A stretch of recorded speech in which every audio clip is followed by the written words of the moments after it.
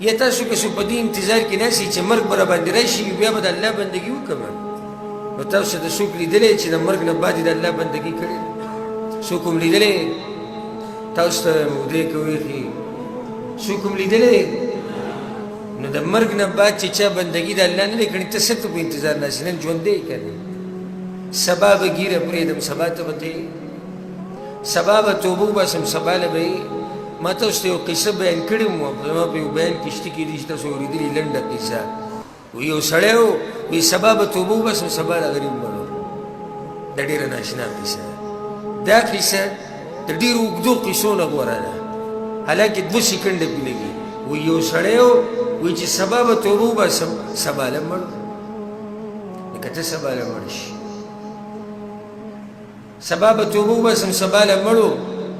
د سبا نه به فرض مونځ په جومات کې کومه سبا له مړو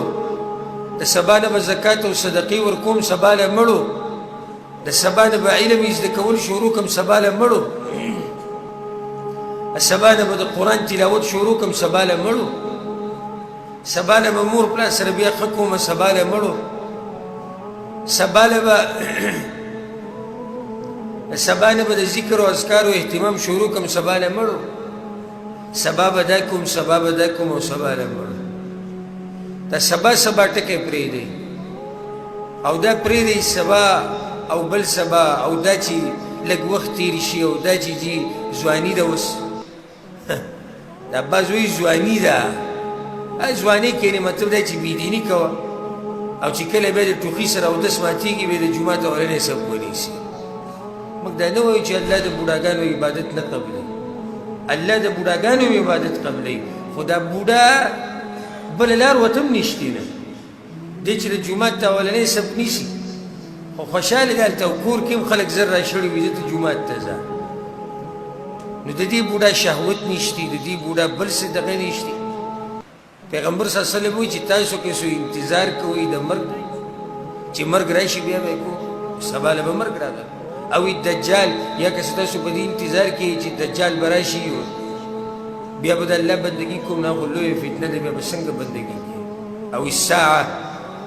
یا که څو پیغمبر صلی الله علیه وسلم وایي چې تاسو په دې انتظار یئ چې قیامت راشي نو قیامت چې راغی نو بیا خو هېڅ نه کېږي والساعة ادهى وامر د قیامت خبره خو بیا ډېره غټه ده دا پیغمبر صلی الله علیه وسلم په دې حدیث کې موږ له ترغیب راکړی دی چې تادي وکړئ دا ترغیب ټول د دې په باره کې دی چې تادي وکړئ صحابه کرامو ژوند لکه موږ راشو چې هغوی څنګه تادي کړي ده په نیکو اعمالو کې زه به تاسو ته یو څو مثالونه ذکر کړمه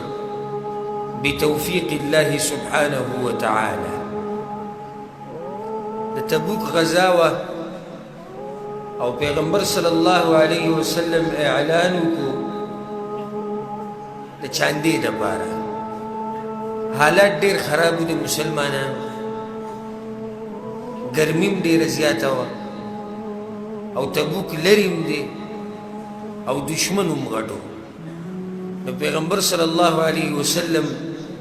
اعلان وکړو چې چا سره څه ایره وړئ ګوره تادي څه ته وایي په نیکو اعمالو کې صحابه کرامو نه یې زده کړه ابو بکر صدیق رضی الله عنه عمر بن الخطاب رضی الله عنه د هغوی په منځ کې ناشنا واقعه راپېښه شو عمر بن الخطاب رضی الله عنه د کور نیم سامان راغستی و او راغی نیم سامان ها نیم راغی او وی په زړه کې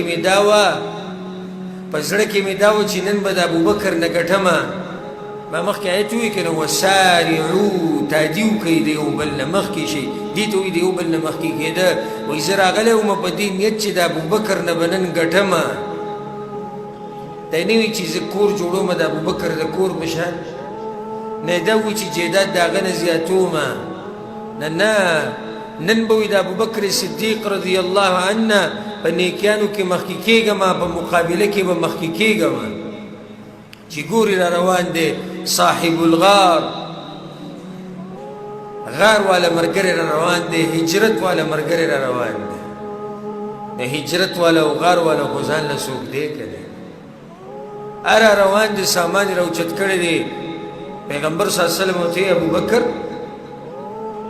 کور کې دې څه پرېښودي وی یا رسول الله کور کې خو د الله نوم دی او د الله پیغمبر نوم دی بس ښه نو یې هر څه دي راغستي دي واو هر څه مې راغستي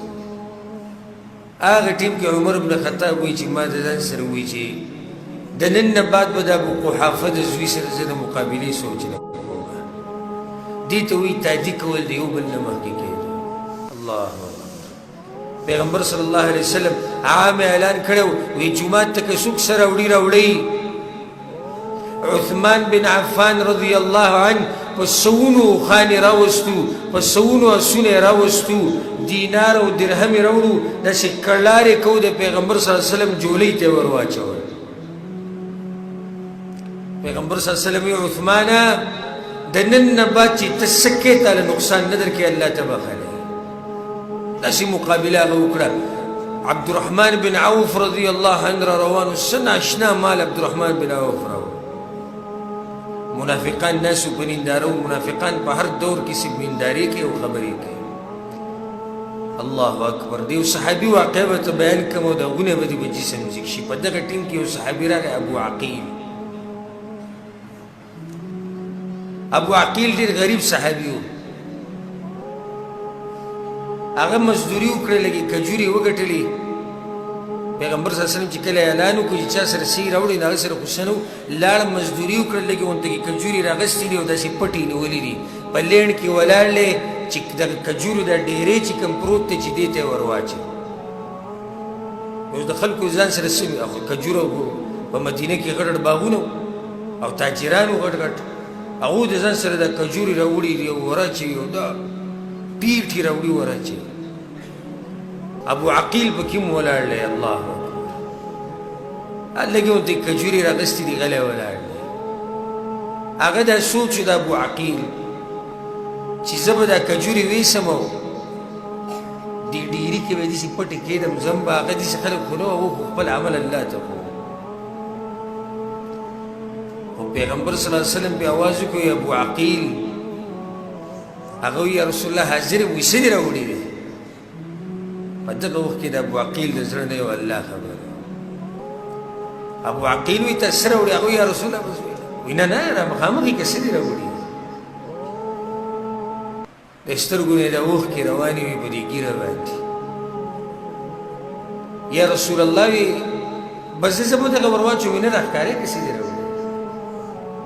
لږې ورته کې کجورې دې ډېري ته ور واچولې منافقان په خندا شوي نو الله ته د دې څه ضرورت دی سړی صدقه راوړي نو سمه صدقه راوړي تا اوس یو څو کجورې راغستې دي هغه یې ور واچولې چې دا کجورې ور واچولې بس په ژړا شو داسې لاړ اخري جومات سر کې ودرېد الله وی والذین لا یجدون الا جهدهم فیسخرون منهم الله وی دی منافقان وخندل په هغو پورې چې د هغوی چې بس هغه شی وکړي چې څومره طاقت و ویې خندل پورې مذاق یې وکړو سخر الله منهم الله به ټوغې وکړي په دې خلکو پورې سبحان الله